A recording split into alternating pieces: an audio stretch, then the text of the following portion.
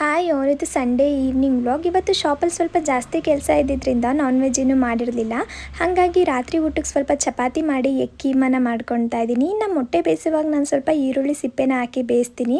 ಮೊಟ್ಟೆ ಕೂಡ ಒಡ್ಕೊಳಲ್ಲ, ಹಾಗೆ ಸಿಪ್ಪೆನೂ ಕೂಡ ನಾವು ಈಸಿಯಾಗಿ ಸುಲಿಬೋದು ಅಂತ. ಇನ್ನು ಎಗ್ ಕೀಮಾ ಮಾಡ್ಕೊಳ್ಳಿಕ್ಕೆ ಒಂದು ಕುಟಾಣಿಗೆ ಬೆಳ್ಳುಳ್ಳಿ, ಶುಂಠಿ, ಹಸಿರು ಮೆಣಸಿನ್ಕಾಯಿ ಹಾಕಿ ಕುಟ್ಟಿ ಎತ್ತಿಟ್ಕೊಂಡು ಒಂದು ಕಡಾಯಿಗೆ ಎಣ್ಣೆ, ಜೀರಿಗೆ, ಕುಟ್ಟಿಟ್ಕೊಂಡಿರೋ ಹಸಿರು ಮೆಣಸಿನ್ಕಾಯಿ ಪೇಸ್ಟ್, ಕರಿಬೇವು, ಈರುಳ್ಳಿ ಹಾಕಿ ಹುರ್ಕೊಳ್ತಾ ಇದ್ದೀನಿ.